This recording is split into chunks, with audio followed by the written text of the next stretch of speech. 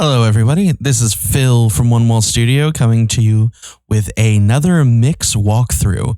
This time it's going to be the song Echoes of the Past by Reap the Whirlwind. Now, just for clarity's sake and in the interest of full disclosure, I am actually featured in this song.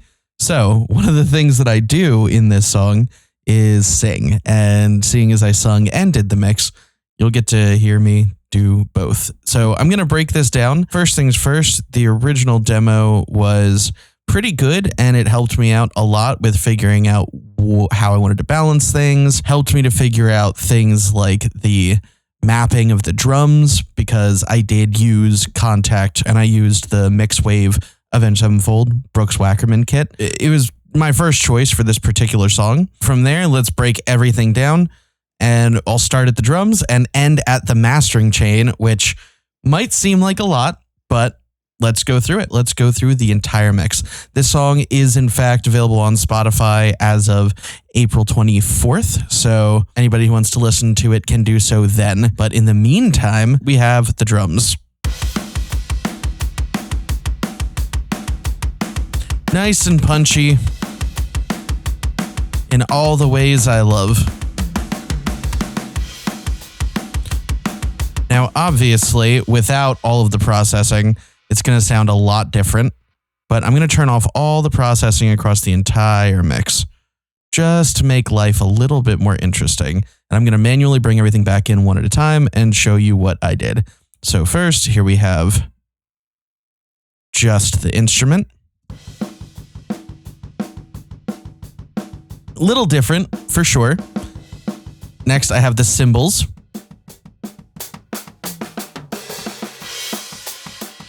So the processing on the cymbals isn't terribly crazy. I've got these EQ settings, which if I were to reverse those,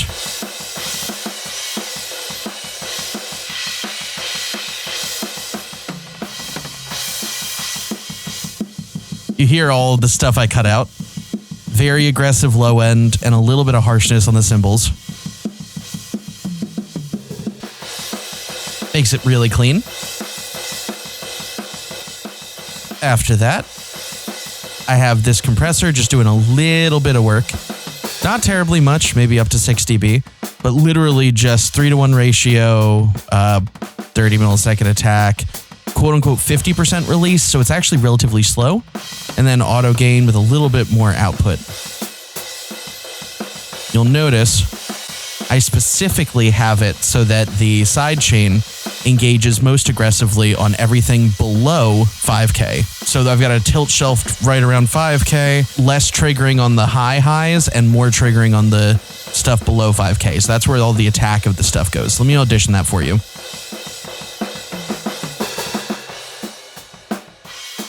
So you might not be able to hear it make a huge difference, but the sidechain is making a huge difference so that it ducks things more when the shells hit.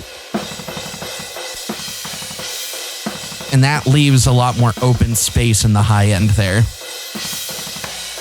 It helps combating wash, especially as things get more aggressive. So I also have this diode bridge compressor, or the Neve 609 knockoff from Audioscape. Never doing more than 8 dB of compression. Again, really just taming some snare transients, if I'm being honest. Because there's a lot of snare in these overheads, and I kind of like it that way. Because it helps create a duck, which I like. Recovery time of 400 milliseconds, very slow again, but I have it set to a fast attack and a 3-to-1 ratio. So I'm pretty just consistently compressing wherever possible on that particular snare hit. And then I also have a super fast attack on the limiter. The limiter is in, so if it ever hits really hard, it'll just catch that a tiny bit. And then I have Pro L just to bring the overall volume up by like 5 dB, catching the last of those snare transients, very fast attack, and relatively quick release. And the transients are linked, so this is basically limiting so both the left and the right duck, as opposed to being where only one side would be affected. Because I didn't want it to like radically affect the tonal balance of the left and right or the stereo spread of the overheads. especially because then it just sounds like there's tons of snare on the left side while there's lots of cymbal on the right, and then vice versa. It just sounds weird, so I'm linking those for this mix. So overheads.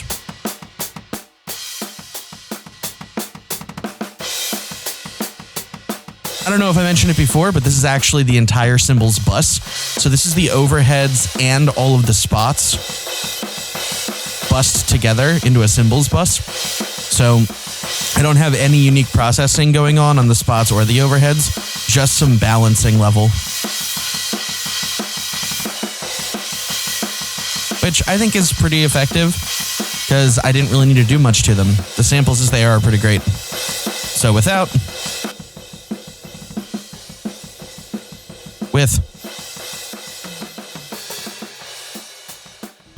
Now that we've got that out of the way, I should also mention that we have a shells bus with all of the kick, snare, and tom samples routed to the shells bus. First, let's get this kick in. You'll notice I have the regular kick, and then I also blended in another sampled kick. Here, I've got my Architectsy kick combo with a whole bunch of samples from all over the place. Shh, it's a secret. So without the samples, it sounds a lot more natural, but I really wasn't going for natural with this. I was going for clicky and aggressive. However, I might have overdone it just a teensy bit. So let's break down this kick chain. I was scooping out a lot of the click here because notice how piercing it sounds? It just becomes way too much, especially once I get saturation and compression and clipping in there. So before EQ, keep in mind it doesn't sound bad before EQ, but with everything else going on, it needs to be a lot more controlled. So notice how it's just focused in more. The kick is not what runs this song. It needs to have its place. Next, I have Saturn doing some multi-band distortion and a little bit of EQing on the top end here, just to bring in a little bit more of that click, but in a saturated way as opposed to just with EQ. So I have basically a shelf on there. And then a whole bunch of lower mid stuff scooped out below 1,000 hertz. So like below 1K and above 100 hertz. I've scooped a lot of it out. So this is what happens if I weren't to have done that. Sounds fine, but it was starting to step on things like the bass and the guitars. So just a little more scoopy than usual. And you'll notice, volume-wise, it's still got its largest peaks in the low end because this kick is very thick. Up next, I have Complex from Kiev, which is a Compex vocal distressor. I have it set to a release of about 60 milliseconds, relatively like low ratio. It's 3:1, and its attack time is 25 milliseconds. So it's pretty fast, basically just a less aggressive 1176 style. But I also do have it pushed in pretty hard, and it's got a sidechain EQ at like 120 hertz-ish. So it's not compressing much below 120 hertz, which is fine. That gives it a very nice, clean low end. And as you can see, it brings up a lot of that high-end attack, but makes it more consistent. Now, if I didn't have the EQ on, here it gets like a splat now, much more unfocused. There we go. That's what that EQ was correcting for. And then I have the clipper, which is pretty aggressive, hard clipping, up to like 3 dB of hard clipping on the most aggressive hits, but it really just levels things out for me. Right, so that's kick. Up next, let's go to snare. Same deal here. I blended in a sample, a lot of samples. If I just go off of the samples, original snare, and the samples are 3 dB lower on here than the original, so you're really getting like a 7 dB difference. These are really just for blending. And then let's look at the chain. There we go. So first things first, I got that EQ.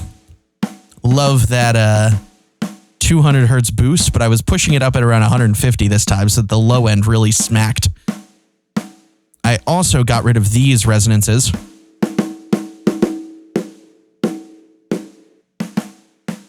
And this time I actually cut some 1K, primarily because these samples already had a lot of mid-range to them. So if I were to boost it, it almost sounds honky. I am, however, boosting it 2K because without that, it just lacked some smack in the mix. However, I was having the same clicky drum issue with all the samples that I layered on as before, so I was really targeting these specific frequencies here. Hear how they almost sound squishy, like BBs or paper, or BBs rolling around in paper? Ah, so much cleaner. Then I have a 6K boost. Just bringing up a little bit of that smack. A cut right here at 11K. Because there was a bit of like a sizzly ring there. And then I low passed it at like 17K. Just because I was hearing a little bit too much sizzle out of the snare. In context, you may not think it makes that big of a difference, but I was hearing it kind of like make the cymbals a little too sizzly, if that makes sense. But yeah, it's mostly all sensitive stuff. So without the EQ, with. All right, now for Saturn.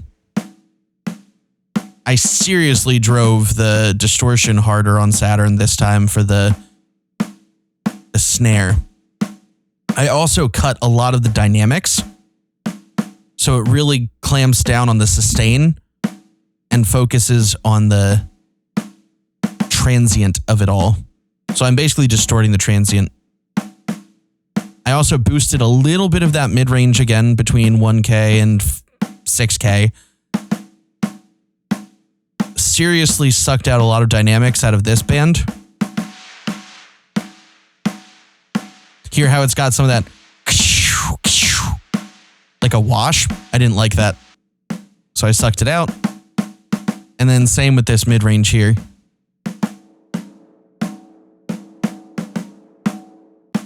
So I didn't like all that ringy nonsense. So I got rid of it. And keep in mind, this is just a shell. So a lot of that ring will still be intact in the drum rooms and reverbs and all that good stuff. Speaking of, time to bring back a little bit of that sustain with Compex. 3-to-1 again, 25 millisecond attack. This time more like 100 millisecond release. No side chain EQing. Just enough to make it smack and then suck in a little bit of that overall sustain. Blends it in a lot nicer, makes it sound a little more natural while also giving it some more smack. Without. With. And then, of course, a traditional clipper. Same deal. Never really doing more than like 3 dB of clipping, but that's okay. It's a hard clipper. You know what you get with one of those. So now I've got the kick and the snare. Let's get these toms going. With the toms, I decided to tackle it really simply. Got rid of a lot of that crufty sound from around here so that it didn't roll too much like a beach ball. You know, it has less. Instead, it's sufficiently scooped in this area. Never really doing like more than 2 or 3 dB. But I also wanted to control this resonance here at like 160. Because if I didn't, it just lasts way too long. And for what it's worth, because this is Pro Q4, I could have adjusted the attack and release and the threshold, but I left it default because it kind of did a good job of grabbing that post ring. So what I'm doing is getting rid of a lot of the ring of the drums. I've also high passed it by about 55 hertz because I really don't want it to ring and then go down into the territory of the kick drum.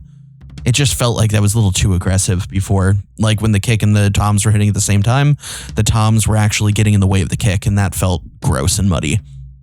I also boosted it around 1.8K, 4.5K, and about 9.5K. The reason being, these all sounded really good at creating that punch and impact. And this is the whole Tom's bus. So without the EQ, they sound good, but they're mostly like 100 to 200 hertz. This brings them out a lot more. Also, multi-band distortion on them, same deal. Mostly tape and transformer saturation. Little bit of a boost in the high end. Nothing really boosted in the low end, but I am cutting that ring more. Hear how it really sucks out the resonant boom. I'm also cutting a lot of the sustain in the mid-range, upper mids, and a tiny bit in the top end. So really, I'm just cutting a bunch of sustain and then boosting back in some of the punch. I'm also using pretty much the same settings on the compressor as I did on the snare, but lengthened the release time a little bit, so it's up to like 120 milliseconds. And the sidechain only, I have set to like 52 hertz, so if there's anything below that, it just ignores it. Now I'm compressing these really hard because I want that punch to come out.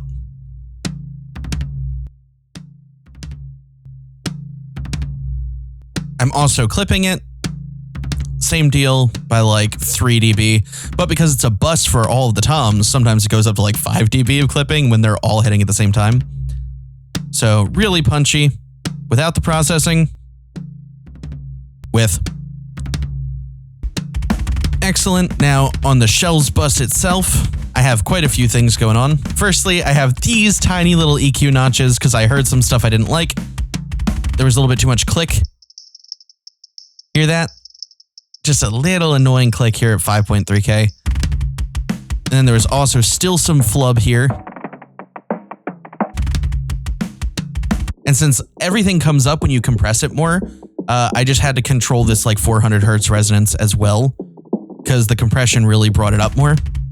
And there was also a tiny little spot where like the toms and the kick both sounded kind of resonant. So I got rid of it on the bus so that I didn't have to EQ it out individually on both the kick and the toms. So that's a little bit harder to hear because it's pretty simple, but you're mostly just going to hear it focusing in on stuff. Sounds open. Now it sounds a little cleaner. My favorite stuff to do, multi-band compression on the shells. Of course, I have a sub 100 hertz band over here shelving the low end so that you can really bring it down. Now, this isn't a super fast attack nor a super fast release, so this is just mostly making things more consistent. Boosting the highs and lows a little bit, but controlling it when they get too aggressive. Above 10K, between 1K and 10K, and between 100 hertz and 1K.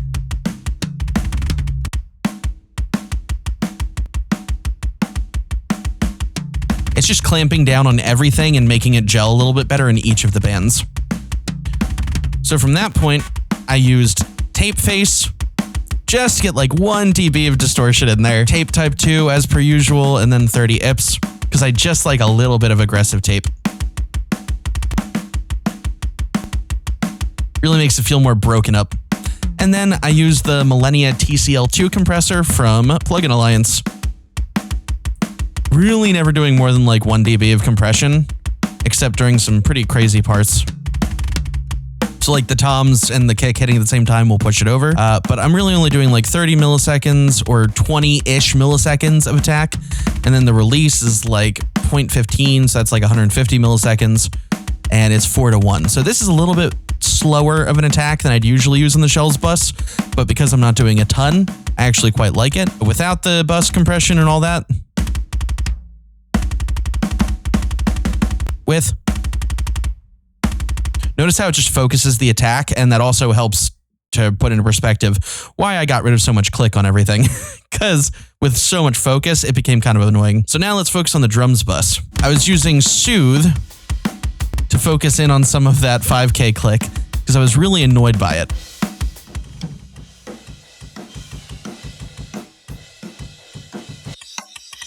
So listen to what I'm pulling out. Just a little bit of that clock sound.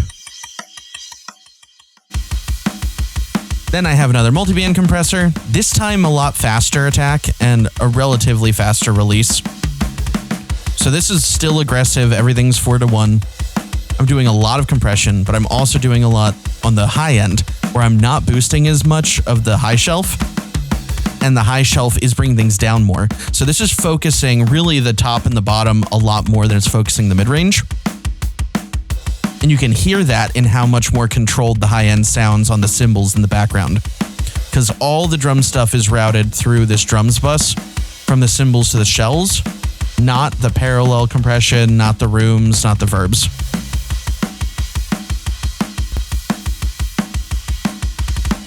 Cool, and then I have more tape distortion. Again, 1 dB, 30 IPS, and type 2. I just really like tape. Then I have the bus compression being the complex as well. Another 25 millisecond boy, 3-to-1, 100 millisecond release, and a side chain set to like 125 hertz. So this is a little bit more aggressive even than I'd usually do on a bus compressor, but what are you gonna do? It goes up to like 4 dB of gain reduction at times, which I really like because it creates this like push and pull of the whole kit, and I love it. And finally, I have a limiter to make it stupid loud. Again, it's acting in the same stereo fashion, so left and right stay intact. And it just ducks both if one goes over. Got to maintain that stereo image. It's also set to punchy and 275 millisecond attack, 400 millisecond release. Nothing really matters when you use FabFilter Pro L. Everything just sounds good. If I turn off, if I turn it back on, there we go. Nice. All right, so from there, let's go to the shells parallel. This is your typical parallel compression bus. I've got a little bit of that EQ pulled out, the same as I had on the shells bus, to make sure that it's just less clicky and less clunky. Here I have the shells bus going to it. And the reason I do this is so that it's less aggressive overall, but I do also have overall everything from like 1K to 6K boosted a little bit, but it can still go all the way down if it becomes too much. So here I'm focusing the mid-range, giving it the ability to come out and just take the best parts of each drum and just smash them. So I have more distortion going on with this tape boy again. Then I have this distressor going 4-to-1, really smacking it. Pretty fast attack and very fast release. A little bit of warmth to shelve off some of that high again, and then some saturation. Without that, it sounds good, but it doesn't sound as smashed. And then I'm clipping it. So this is a whole bus clip. So that parallel compression really comes in handy when you just want stuff to stand out a little bit against guitars. Without, with, it just gives all of the shells a little bit more of a smack to it, if you know what I mean. So up next, let's do the rooms. This is stock from the Mixwave library. Very simple processing.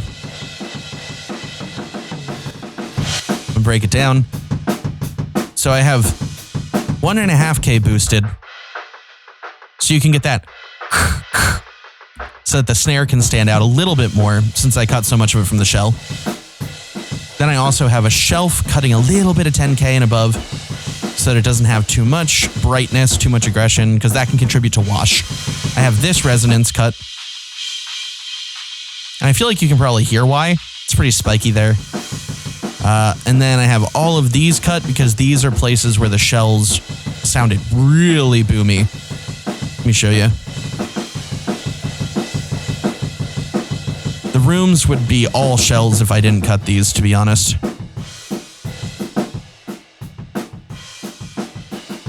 All right, so now you understand the EQ moves. I have it pushed hard into the tape, this time with a tape type 3 and 15 IPS, so it's going to have a little bit less high end, and it's more saturated this time. Then I have it through XT comp again, distressor, same saturation and warmth style, faster attack, slower release, 6-to-1 ratio. So you can really hear it grabbing whenever the snare hits and everything kind of goes woo. Then I have this multiband compressor, really darkening this up. You can tell there's like nothing above 10K in these room tracks, which might have even been too much, but I did really like how dark and punchy these rooms sounded. And then I clipped the heck out of them, just to kill some of the transients of it, if that makes sense, so that the sustain is really all there is on the rooms, so that when you blend it with the regular drums, it just gives it this bombastic room feel. Without. With. It really brings the tone of the drums to life. And I left it really roomy so that you can really feel it across the whole mix for once. Sometimes I have it really buried, but this time it's a really roomy drum kit. And it doesn't feel huge. It feels mid-sized, but very aggressive. And I like that. So let's take a look at the verbs. The verbs are going to sound funky. I have snare verb, snare shimmer, tom verb, and some effects drawn. Ultimately, what matters is it's all bussed to one place. I did practically the same processing I did on the rooms, but this time I boosted the high end so that the reverb can have all that stuff over 10K. That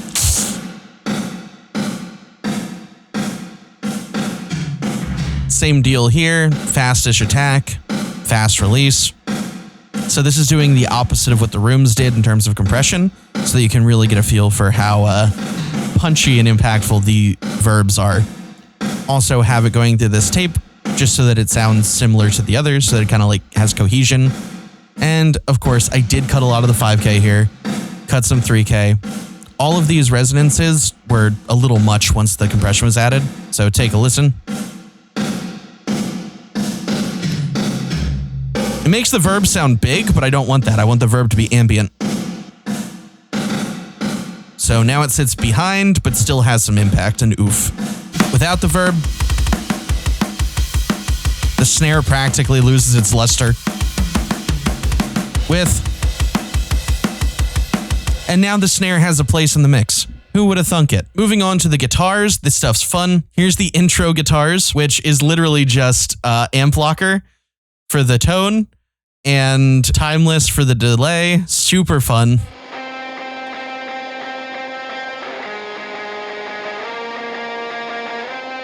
So that's all that is. That intro is just that. So let me turn off the delay and walk you through the tone. We got a Klotz boost, all noon, into Highlander.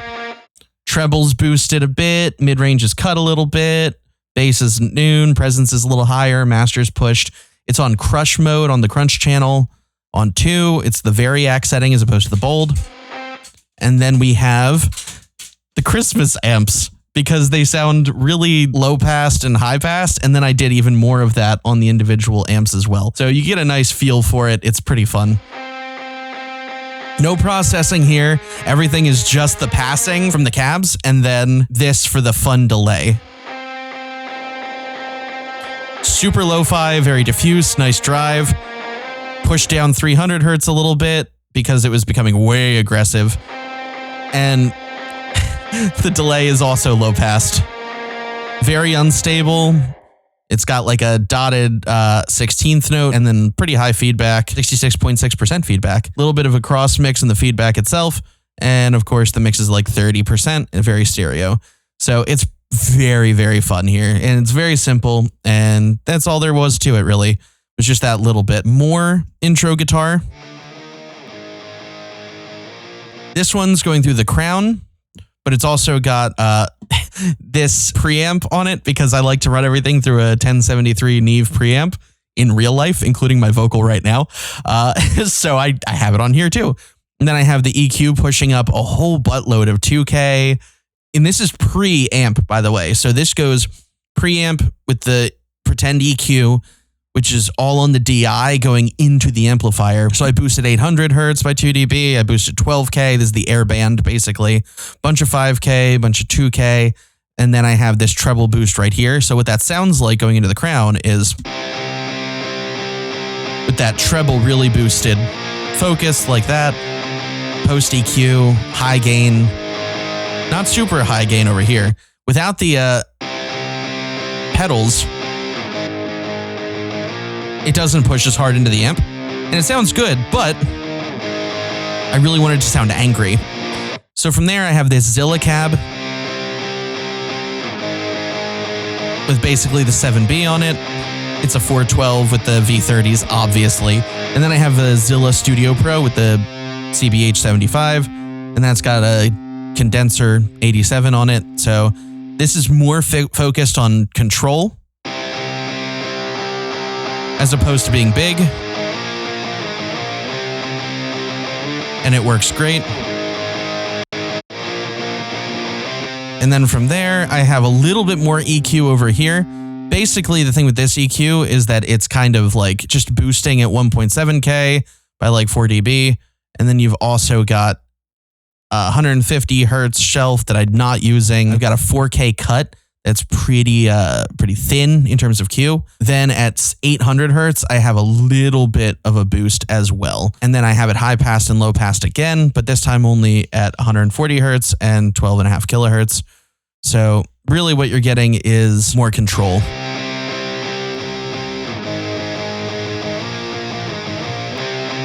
There we go.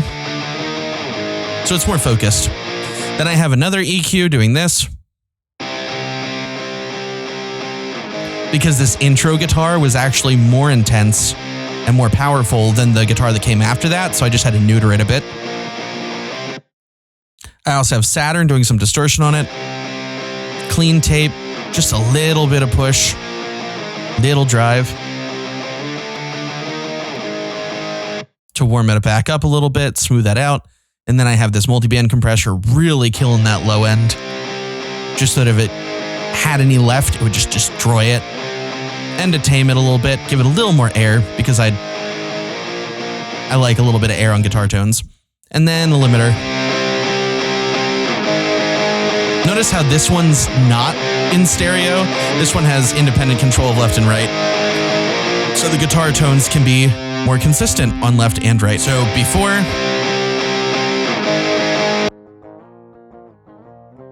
after is where we're at.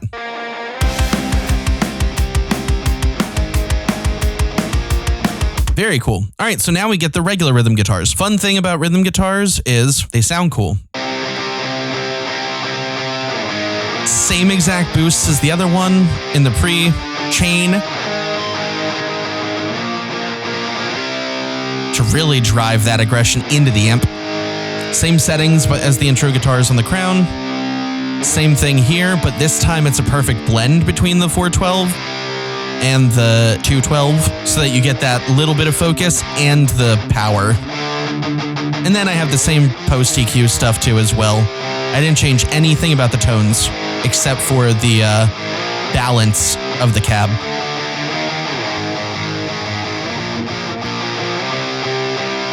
Now I have some EQ. You hear how you get that pick attack and that pick squeak?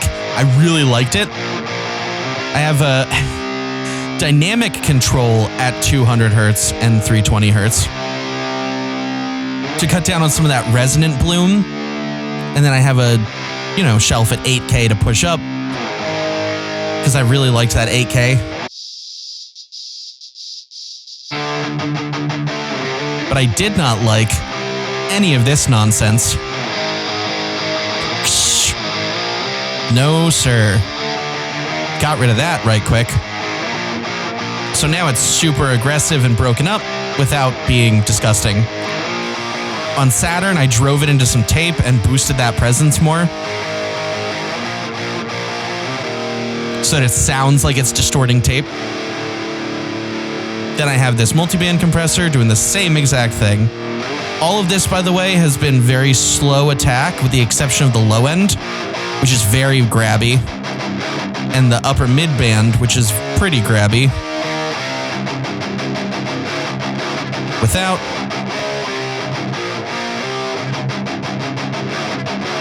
There's nothing wrong with it, but I do like when the chugs feel like they're sucked in, because it makes it feel like it's really pulling on the cab. And then, limiter, fairly transparent, 60 millisecond attack, 18 millisecond release. Not much going on either, like 1 dB.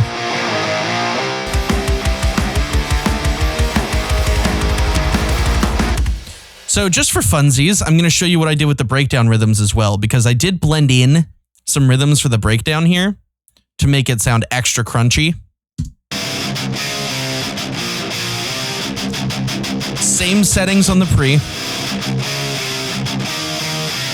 High gain on this Britone with a brightness cap. Treble cranked, depth cranked, presence cranked, shifted the highs a little bit. Lots of spank, lots of tone. Relatively low gain though, even though it's in the high gain setting. Bass cranked.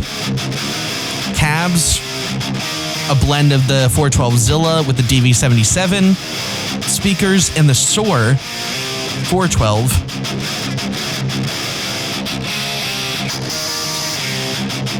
There we go. You hear the difference between those.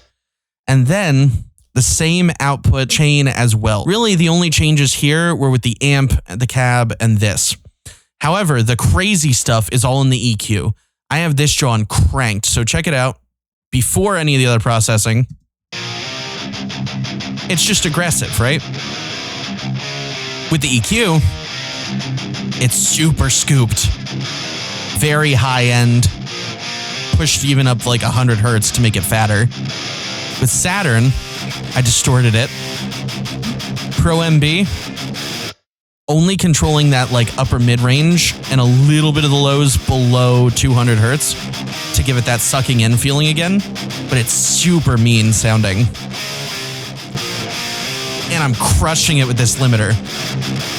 So when you blend it in,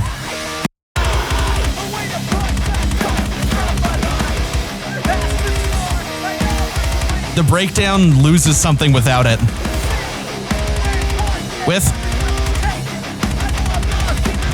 Notice how it really brings that forward. I love it. So it's just blended in at like negative 30 dB, which is all you really needed to be able to hear it. So from there, let's take it on the bass. I like this bass. The bass is fun. So here I have it going through clank in amp blocker.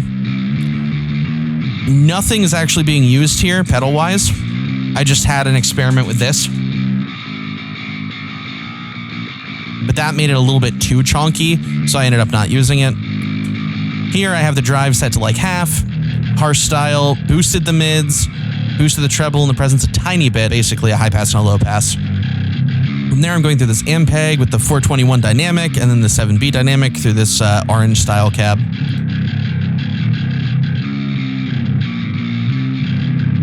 Before, after, suitably crunchy already. Did some more sculpting to control the low mids though, because there was a lot of those. Also boosted the heck out of this, because I really wanted it to smack more. But if I'd pushed up the mids, it probably would have also brought up all this stuff that I wanted to cut out. So I just boosted this with EQ. Also controlled that jangly sound at like 2.3K and 3.5K. And I literally have it low pass to like 4K. And there was also this annoying thing. I don't know if you can even hear it at this point, but it really annoyed me at the time. So I have a big wide cut, like 120 hertz to control that. A whole bunch going on to control 250 to 350. And then like a little bit of a low shelf at 77 hertz. Just so you can get that growl. I have Saturn distorting the low, mids, and not any of the high, actually. There's like nothing on the high above 5K or 4K. But I have a bit of a mid bump here, probably around 1K if I had to guess. And there's some drive through the tape. And then just a little bit of drive on the low end. So this is really just saturating the mids. Bringing it a little more forward. I have this multiband compressor controlling the lows below like 100 hertz a little bit while still boosting them. So this gives it a little more air again. Brings in some of that stuff I've shelved out. And then controls the jangle so that the jangle is a lot more consistent. While the low mids are more or less preserved, but do get squashed a bit if there's a little buildup. So it just feels more in your face. I also have a 4-to-1 on this distressor. Pretty fast attack, super slow release. I don't usually go release this slow on bass, but I really wanted to control it hard. Then we have this saturation and the warmth doing what they do. I'm hitting like 10 dB of gain reduction on this boy. Then I have this limiter where I'm getting like 5 dB of gain reduction. Punchy, 2 millisecond attack, 134 millisecond release. Basically, this is all about control. So let's listen to that in the breakdown context.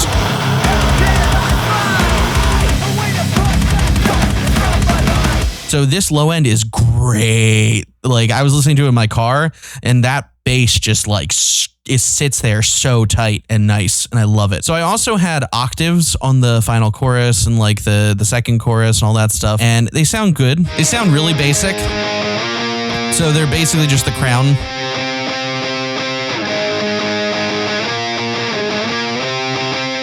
Same settings as the other things, pretty much. All that's the exact same, but I really only mess with the cab. So this is all Studio Pro as opposed to the 412, because you really want to thin it out. Same output chain on that and everything. Then I just EQ'd it a little differently to be a little bit closer to the intro guitar octaves. Here's all the stuff I was cutting. I didn't want it to get in the way of the vocals or the other guitars, so it's a little more focused just to sit there in the background being octaves. Saturn, of course, pushing it through tape, and that's about it. Then I have this delay. Bounces between the left and the right to give it some depth, because it's really not a stereo thing.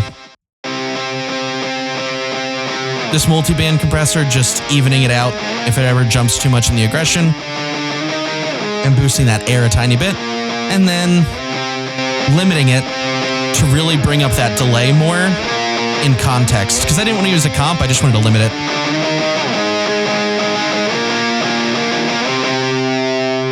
In context,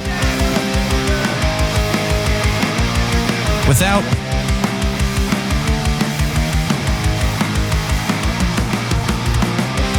with.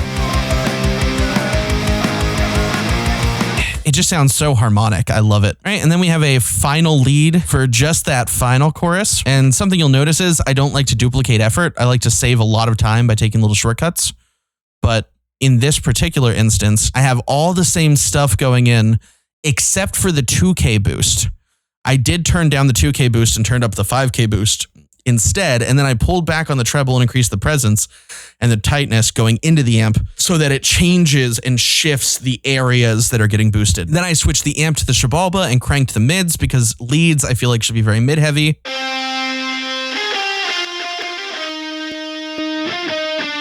So here I've got a little bit more of that focus and a lot more of that brightness in the upper area as opposed to the treble. It doesn't have that nasal aggression. It has that brighter, like in your teeth vibe. It's bright, shifted, and boosted in the lead channel without the pre. With. Then I switched to the V30 Zilla Studio Pro and switched to a ribbon microphone, while the Zilla cab still has the 7B, but is only like a small portion of this. I'd say it's probably like 20% that cab and then like 80% this cab. And then of course the output chain is exactly the same as the rhythms. After that, I have the EQ. I boosted a lot of the air and got rid of a lot of this lower mid-range stuff so that it didn't step over the rhythms at all. Here's an example of what I'm talking about.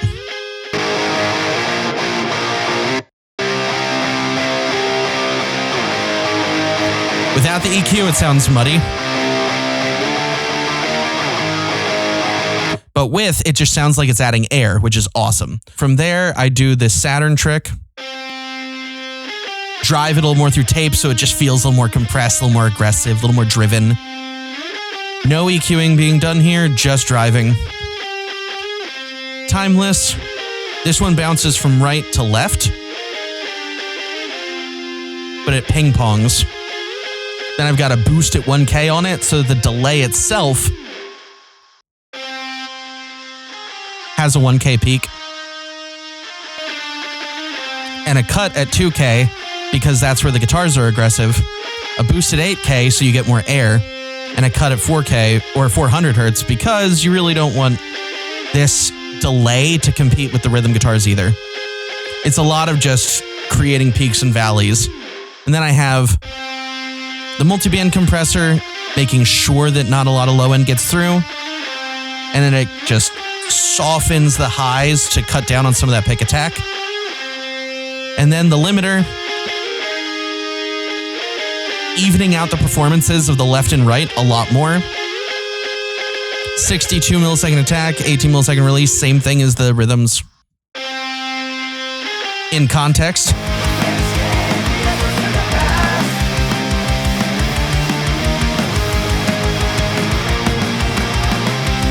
Without the EQ.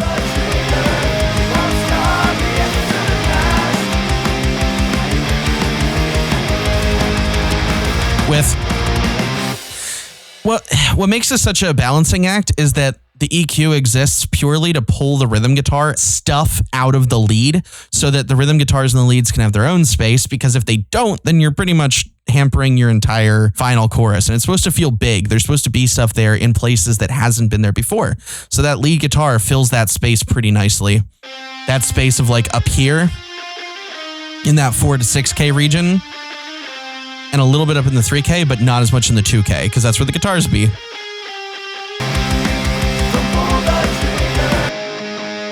And this, of course, is mono dead center.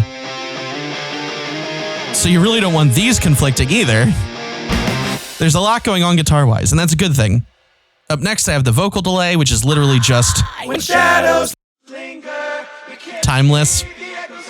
This time is pretty much just a straight quarter note delay, a little bit of drive, a little bit of lo-fi, a little diffuse, and then I adjust the dynamics to be more sustain than transient. So it's a little more aggressive. It's also ducked, so the volume is lower when stuff is happening. And then the delay comes up when nothing is going into it. So ducking helps lower the volume when stuff is going on. Now then, here's the vocal verb, which is just Valhalla Vintage verb, 100%, 1.66 second decay, and 20 millisecond pre-delay. Cut at 360 hertz with a high pass and a low pass at 8,000 or 8K. A little bit of modulation. It's just a really big, nice sounding verb. And it's on all the main vocal stuff. It makes it sound like they're singing almost pretty much in like a church, but I'm using the chaotic chamber mode, so it's like a little bit funkier than that. Here's the main vocal. So this is the pretty much raw vocal.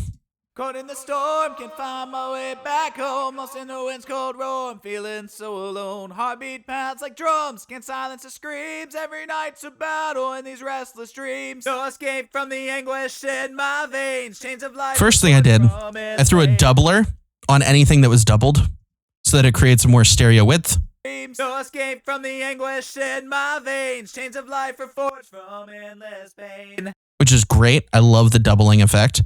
And anytime there's a doubler on it, I'm just going to point it out that it's there instead of going through it every time.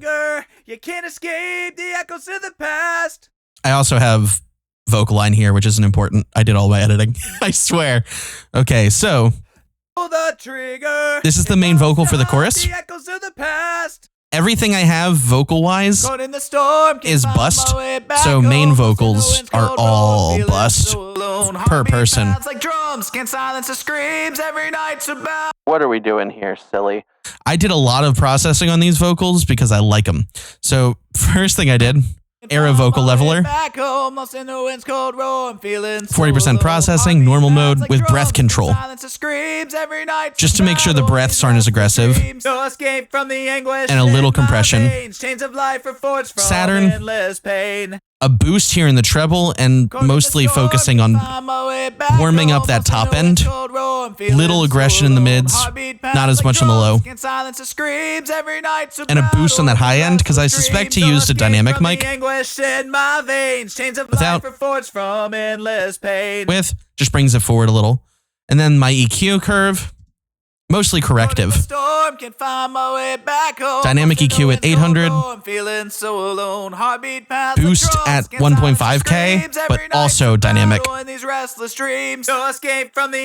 cut at 380. If I were to do the opposite of everything I did, you get the funky stuff and the awkward sound. Heartbeat pounds like drums, can't silence the screams every night. And I boosted the high end to give it some shine.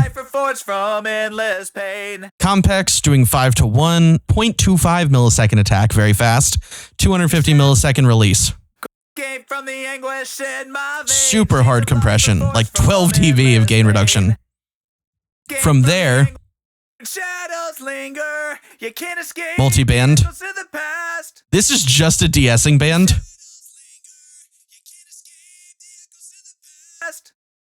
And then I have some boosted highs and a little bit of control on everything else.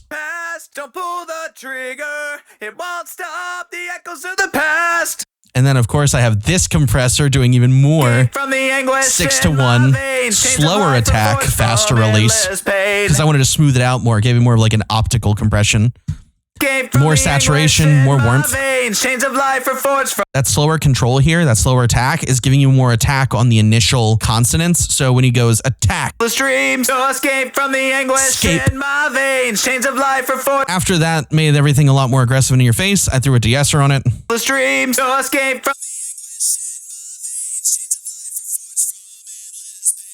Because you can hear how it became like needlessly aggressive on the S's. Linger, you can't escape. And then I smashed it with a limiter. Safe mode though.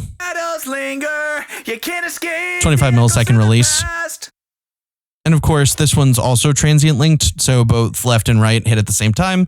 I did that a lot on this to preserve the stereo image.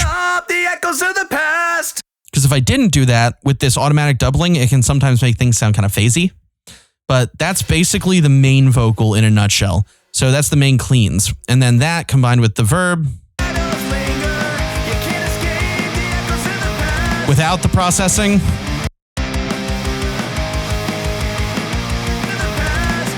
With. So now you have this lovely blend of verb and vocal. Pretty distorted, pretty aggressive, but it works for this genre, doesn't it? It won't stop the echoes of the past. So up next, I'm going to show you how I did the harmonies. The harmonies I actually did throw on every individual channel, an optical compression style. So basically just like an LA2A style thing, but with FabFilter Pro C.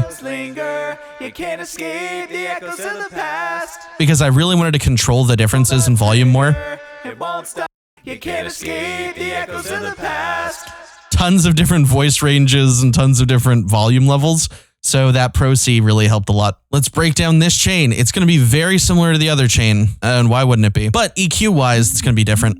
So this, I'm scooping out some of that upper range and upper mid-range. And boosting that warmth in the voice so that it wraps around all pretty harmony-wise. Nice boost above 11K. Let me show you the opposite of all my moves here. You can't escape the echoes of the past. It sounds good, but it's not a main vocal, so I don't want it to sound like the main vocal. Linger, you can't escape the echoes of the past. This also has the benefit of playing with the actual meaning of the song, so it falls into the background and echoes a lot more, giving it that feeling of being an echo of the past. You know, like actually painting imagery with the lyrics of the song and the production working in harmony. Imagine. So silly. Anyway, here's this complex limiter again, and shadows linger. 12. This time, slow release and fast attack are pretty much the same. 250 millisecond release, 5-1. Same as the main vocal, but even more distorted with this THD here, which is the total harmonic distortion of the analog unit.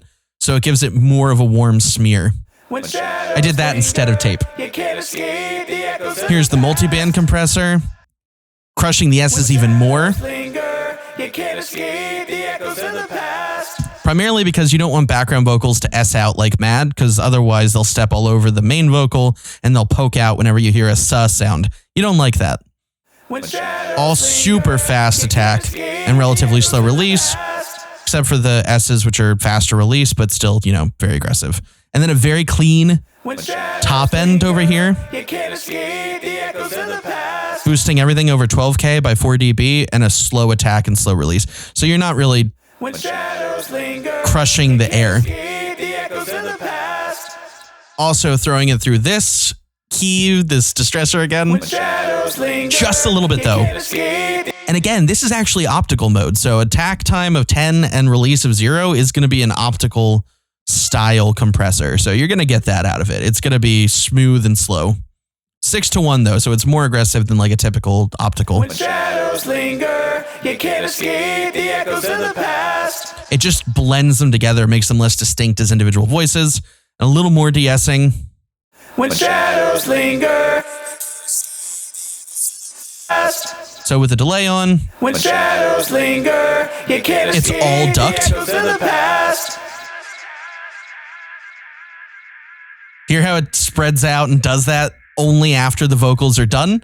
That's because this is 100% ducked, so it doesn't do anything until the vocals are done, at which point it takes everything they sung and just boom, boom, boom, boom. And this time, it's at a half note straight delay with a little bit of drive, a little bit of lo-fi, and then it bounces from left to right. So you get some nice blending there of like boom, boom, boom, boom, to create this feeling of like it keeps coming up and coming up further and further, primarily because it's got a lot of feedback this time. It's like 90% feedback. So I really like it, and I hope that you guys appreciate that little touch. And then I've got the verb, again, 14% mix, 4-second long this time, concert hall, 20 millisecond free delay. So this makes it sound really massive and in the distance. When shadows linger, you can't escape the echoes of the past. And since the delay goes into the verb, the delayed part also makes it sound verby and more diffuse. And then I have this limiter, which I really use to just bring up that post delay a lot more. When shadows linger, you can't escape the echoes of the past.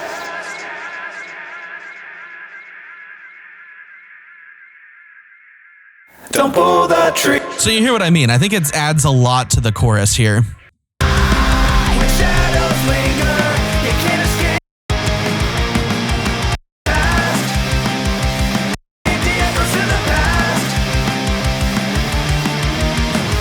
And even though it's barely there, it's super cool and adds to the vibe. So we also have a spoken word section here that works throughout this part, the bridge. And this one was just fun. You feel the hate. You feel the pain. Gain reduction with the lo-fi switch on. The echoes rule the... Then we have this Televox here, which is one of my favorite Viator DSP plugins. You feel the shame. If it was just Televox. You feel the hate. You feel the shame. You feel the hate. I just have it making it sound like a little more dirty, a little bit more aggressive, and a little bit more spooky, like a little more nasal, more contained in the way that you would expect a phone to be. And then I have Pro L2 smoothing it out a lot. You feel the shame. Shame, shame. You feel the hate. And this helps it to stand out a lot over the rest of the mix. You feel the shame. After that, I had to deal with whispers, and I think I did the exact same thing. Feel the shame. Feel the hate. Feel the pain. This one I had fun panning because originally it was just left and right. And I was like, you know what? No, I'm going to make it go and alternate. So it starts left, then it goes right, then it goes left again. A lot of fun. Feel the shame. Feel the hate. This gives it like a disorienting vibe. And later on in the song, I actually have my own blend of vocals there, which is practically imperceptible, but it just sells the creepy thing, I think. So here's probably one of the more fun things. Here's all the screamy boys. I really liked his screams in this song. Oh, no! However, I also had these doublers on a whole bunch of the screams because I loved it, but I wanted it to sound really wide. It beats you! So that way it feels more like 5 screams than instead of just like 3. I do a lot to screams, so don't mind me. Use this optical compressor from Brainworks It beats you! to bring up the volume quite a bit and do a little bit of peak reduction to even things out. How could I fall when I feel forsaken? So help me! And catch little peaks. Then I have this EQ. When I feel forsaken, how could I find? Let's do the inversion. There has to be more. I know, I believe. Got rid of that woof. Got rid of the weird resonance. And got rid of that harshness. Now it sits better. And I have a little shelf up here. I also got rid of this because there was some spitty high-end stuff that came out when I distorted it more. So speaking of distortion, tape. Slight boost to the treble. I have it set to really distort over 5K. Distort a little less between 200 hertz and 5K. But it's pretty distorted. I just love tape. Then I have complex. Woo! Smashed. 0.25 millisecond attack. 400 millisecond release. 3-to-1 though.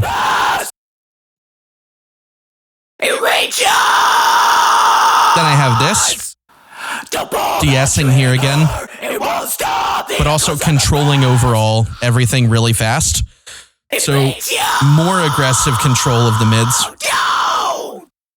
This way, the S's sound consistent, and then the lows and mids, low mids and mid mids actually have some consistency in the mix as well, so that they're not constantly changing tonality or anything, so that the inflection doesn't feel like he goes farther away and closer. This maintains the intimate distance in a way that is specific to these frequency bands, whereas this just makes it feel more consistent in volume, if that makes sense. Then I have this doing the same thing. Fast attack, slow release, or fast-ish release, really. 6-to-1. So this feels kind of more like a 1176. More distortion, more warmth. And then limiter.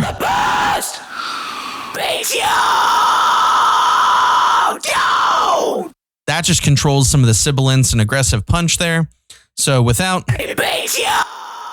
with, I like his screams quite a bit. And in context of the mix, they sound great, especially during that breakdown.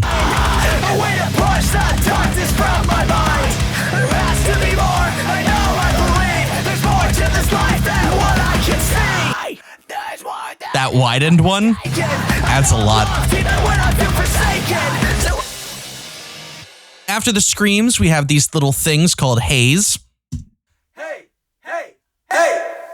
This is overkill. I'm just going to blast through this one. Vibe Mechanic is another Viator DSP that I really like. I have some driving saturation here. I have a tilt EQ. What this is doing is thing where it creates like a high shelf above and a low shelf below, and then just does the opposite in either direction.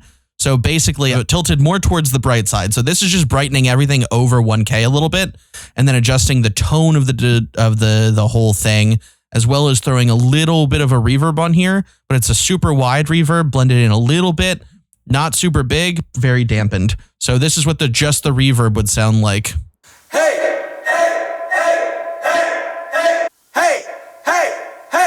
22%. Tone, brightening it so that it stands out more, and then distortion to bring out that mid-range punch of the hay. I also have it going literally into this tape distortion again from Saturn and really crunching that high up. So you get more of that, because H's are every engineer's worst enemy. And then I have this EQ here. If I turn that off,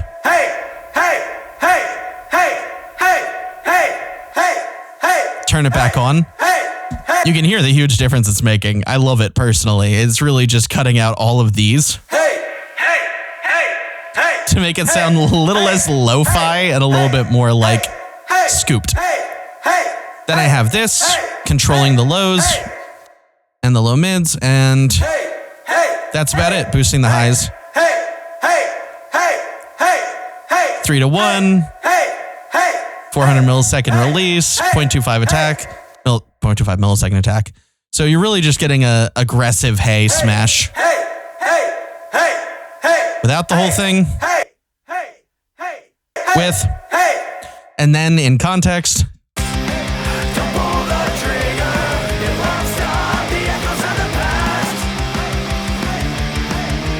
So they're really just flavor. We also have this pain bus, which in context of the song does make sense, I assure you. There's a lot of call and response in it. So he says endless pain, and then he goes pain, pain. This is what I mean. I basically did a copy and paste of the hey bus, except I adjusted the EQ to have more mid-range, because this is a response. So without... With... It just folds it around and makes it sound more like a big room, as it should. And then, of course, I have the multiband compression. Controlling it, making it a little more even. Same exact settings as the other one. Like, I didn't change anything between the haze and the pains, except that EQ. And the volume at which I'm smashing it. Literally everything else is the same. And then SFX is just a bus with these booms here at the final chorus. Pro MB. Controlling that low end a little bit when it's too much. And boosting the highs as an impact. And then I have this limiter smashing it. So really, it's just tightly controlling for that impact. Because I don't want it to be like audible, I just want it to be there, you know? So now I have my verse vocals and my chorus vocals. You're gonna have to forgive me. I sound like garbo, especially on this. I actually did a trick where I kept the scratch track for my double, buried it a little bit, and threw this doubler on it, and then used vocal line to get it super tight with the one I actually kept. Immersed in all the colors, drab outlines fade away. So you get this freaky, weird vibe. So processing wise, leveler, just like the other vocals. Breath control, and a little bit of control on the compression. Saturn, a little more aggression up here, a little bit of drive in the middle, and a little tiny bit here. My EQ choices were mostly related to the fact that I hated certain things that popped out. Here's all the stuff I didn't like. Drab outlines fade away. They shimmer like mirages, promising to stay, intoxicating me with whispers on the wind. You can see why I got rid of them.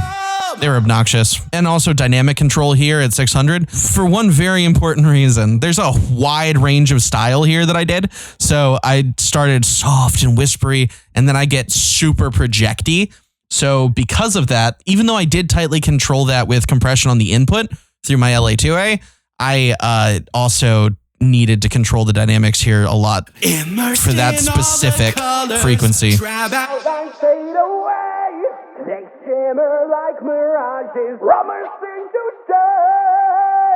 And you can see because it's really peaky there. I also boosted a little bit, just a tiny bit at like 1.5K to make up for some of the unbrightening I did here and less harshening of the S's here. Immersed in all the colors. Compression, same exact thing. 250 millisecond release, 0.25 attack, 5-to-1 ratio. I literally just copied and pasted all these compressor settings and then push the distortion up on my vocal a little bit on this one. Immersed in all 12 dB of gain reduction. Drab outlines fade away. They shimmer like mirages. Drummers sing to stay. Because it's a very dynamic thing, so I had to get rid of it. De-essing with this band, again, between 6K and 12K. They shimmer like mirages. And then the rest is just my typical control of the mids and low mids. Intoxicating me with whispers on the wind for freedom. Then I have 6-1 on the XT comp again. Slower attack, it's that 6-3 boy again, but a little bit faster release. And then some more saturation, a little more warmth to cut down on some of the high highs up in the air. Immersed in all the colors, drab out. This also has the benefit of blending it a little bit better with the double. I quite like it. And then more de-essing because now it's super aggressive again. Immersed. They shimmer like mirages. Drummers sing to stay. And then limiter. Intoxicating me with whispers on the wind for freedom. Just to focus it more and bring it up in front. It triggers. And for what it's worth, that's not a glitch. That's how I performed it. I literally performed it in... It triggers. It just switches from a tightly focused to an open true chord scream. So that was how I did it. But it sounds really funny because the background one doesn't change and the background one is terrible. It triggers. So I actually have it that glitching, that weird funky thing in the background on the double, which is super low buried because I felt like it gave it this like crunchy, disgusting vibe. And it's barely perceptible in context, but it just, oh, I love it. It's like a little bit of a glitchy boy. Anyway, here's the main chorus vocal. When shadows linger, you can't escape the echoes of the past. That's my main chorus vocal. I did cut a whole bunch of low mids out because there's already another main vocal there and it sounds good. So I didn't want to get in the way of it. Cut a lot more of my S's there and then boosted just a little bit here and here so that you could really get like a... When shadows linger, you can't escape the echoes of the past. Just to push my vocal a little bit more to the forefront. Otherwise, it would have stepped all over the other main vocalist, and I would have felt terrible about that. But that's just on the track for my chorus vocal. So that goes into the rest of this as a chain. Now then, here's my background scream bus. And I'm terribly sorry in advance. It's probably going to be disgusting. But here we go.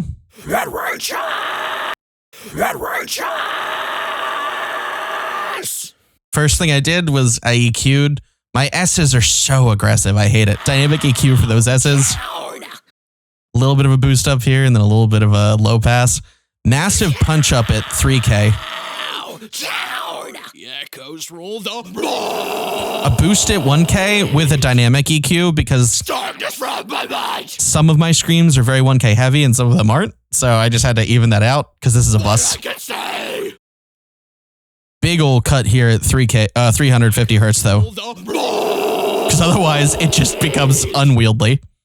And a little bit of a cut here at 1.5K because Jadams' vocal is at 1.5K, or his screams rather. So I wanted mine to kind of go around his because he's the main vocalist. And then Saturn doing some more distortion and boosties up around here. I can't escape. Just more warm tape. Roll the And of course, darkness from my mind. Same exact settings on this complex limiter. What I can say. I just like it. It can't be blamed. All right, here's the multiband compression after that. Satan. Controlling this low, mid here, and this lows so that any plosives. I can't escape. Because sometimes plosives are an issue with screamed vocals. Echoes roll the I really have to control that low mid darkness from my mind. to even it out. What I can say. Then I have this de-esser because I hate the S's. Satan.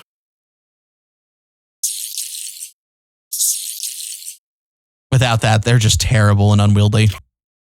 I can't escape. That's the worst scream in the song, but that's okay. It's background. Then I have this smashing that, John. 1 attack, 3 release. So this is basically 1176 speed, but it's 6-1, so it's very aggressive and lots of saturation, a little bit of warmth. And then just a limiter. In context, I'm really just backing him up. I don't really do any main vocal screams here. Don't pull the trigger, it won't stop the echoes of the past.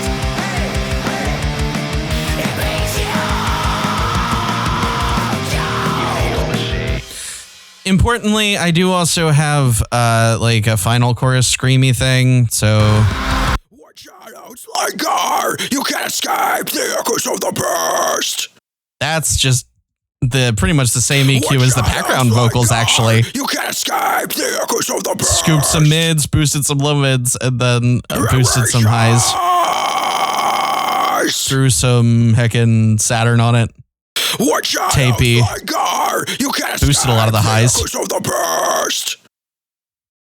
Same very aggressive 12 dB of gain reduction. This time 3-1. Same timings though. And then it won't stop the echoes of the past. this isn't the best. I'm perpetually disappointed with my own performance. That's okay. You can see that I have very fast attack and very slow releases on these, as per usual, except for this band, which I have a lot more tightly controlled for consistency. You can't escape the echoes of the past. And then I have a huge de-essing here. Watch out! Like 16 dB. Like terrible. Watch out, Outslinger! Then I also have Kiev doing its thing, this distressor, more saturation, more warmth. You Without can't escape the echoes of the past. Watch out, Outslinger! You can't escape the echoes of the past. And then I have this limiter. Watch out, Outslinger! You can't escape the echoes of the past. So without any of that, it's going to sound like hot garbage, but let's do it. Shout Outslinger! You can't escape the echoes of the past. I never do fry lows. I don't know why I chose to this time, but I did. All right, and in context. When shadows linger, you can't escape the echoes of the past. If I had it too high, Don't pull the trigger. as it is, it's just a blender. Nothing more, nothing less. All right, and then on to the whispers. So I did some whispers too, in conjunction with the whispers that Jadams did. It's super cool. You feel the shame. You feel the hate. And I did it high because I have a pretty high voice. You feel the pain. Pain. Oh, and by the way, I did gate them with Pro G just because I did not bother to denoise them. You feel the shame. You feel the hate. Same settings, You feel pretty the much. pain. Gain reduction, lo-fi, You feel the shame. Televox You feel with the dirt, hate. and then Pro L2. You feel the pain. Pain. I think I did a good job of adding to the ambiance just a tiny bit. You feel the shame. You feel the hate. You feel the pain. It just adds a little bit of atmosphere and ambiance to that, which I did instead of sound design. But yeah, cool. So now I'm on to the mastering part, which is super heckin' nice. Let me just turn off everything in this container so I don't kill everybody all at once. First thing was first, I turned the gain down by 6 dB, so I got more headroom for the mastering. See that? Yeah, now I've got tons of headroom. All right, tape. Let's do this at the breakdown. I like it. 1 to 2 dB of tape distortion. Everything's flat. Mag EQ. 40 kilohertz band plus 6.5, 2.5 kilohertz plus 1, a little bit of 40 hertz boost, a little bit of sub boost. Without, with, it's too much. Pro EQ.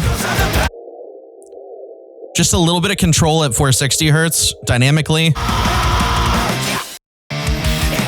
And a little bit at 1.6 because when all those screams hit at the final chorus, it gets brutal. So it's just a little.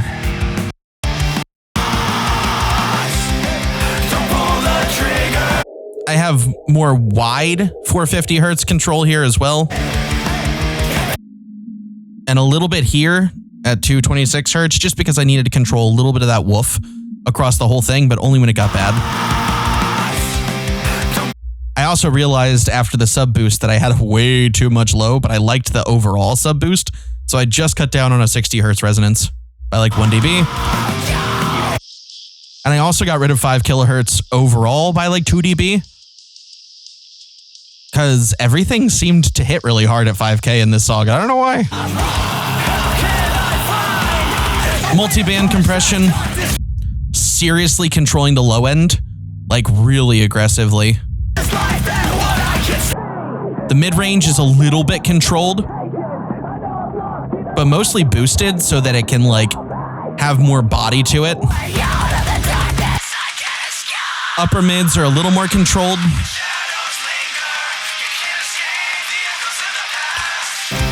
Notice how it does the most gain reduction on that final chorus when everything hits at once. It just really clamps down on the mid-range to like high end because you get just so much stuff going on here. Without,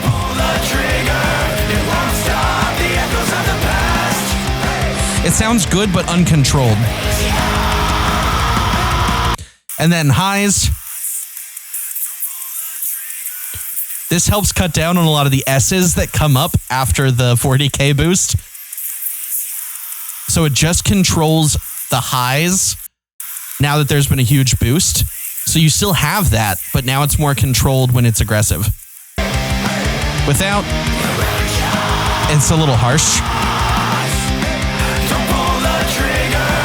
With, it focuses the highs a lot. All right, so I also had an EQ match to a Memphis Mayfire song, which I got really close.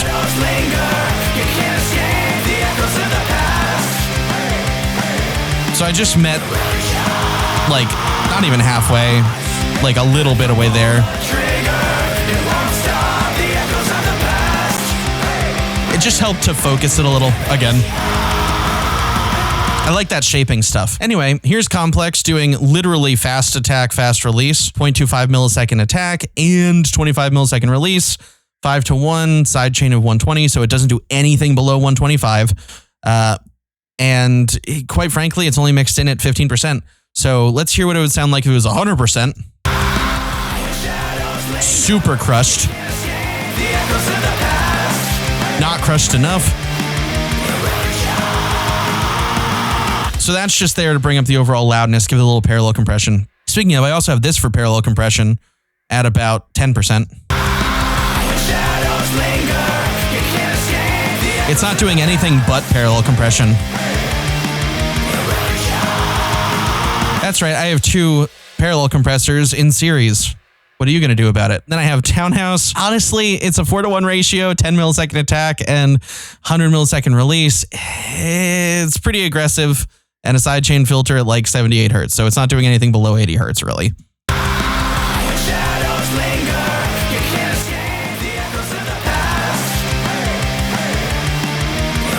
I'm seriously compressing this song pretty hard. So I don't blame you for feeling like it's a lot, but I also really like the details. I also use K-Clip, crisp, of course, never doing more than 1 dB, really.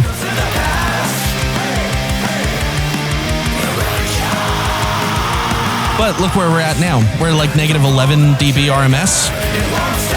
So it's getting loud.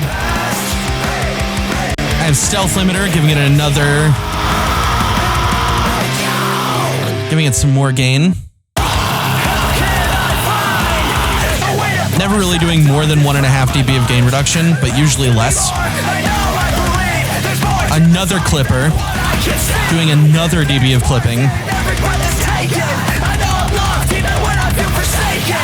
And we're up to about -10. Ozone doing 3 more gain dB and some upward compression to bring up some of the quieter parts. A little bit of soft clipping. Modern style. Fast and loud characteristic. So never really doing more than like 1 dB of gain reduction again. But we're now up to like -7 dB RMS. Then I have K-Clip doing 1 more dB. So just, this is the last clip, I swear. And you know what? I was satisfied with this. At -7 dB RMS, that's great. That's why I added another 4 dB of gain reduction with Pro L2. Punchy, default settings, transient combined, so the stereo image is maintained. And now we're down to like -5 dB RMS. However, it isn't that bad the whole time. I did automation. So at its least loud, you've got plenty of dynamics. And there's a couple of spots where it gets, you know,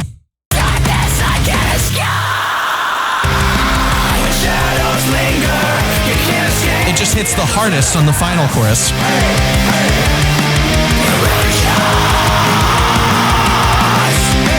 Don't pull the trigger, it won't stop the echoes of the past. So all in all, it was a very fun song, and I'm glad that we did this collaboration. Let me know in the comments if you want me to do anything else. I'm happy to do more. I had a lot of fun, and the mastering section was just, you know, little stages to make things really aggressive and really punchy, and then controlled. Because it's a very dynamic song, actually. Lots of stops and starts. So having the ability to just kind of, you know, paint on that final stage of automation as opposed to all the other things in the chain kind of helped me get the last little bit of loudness out of it that I was looking for.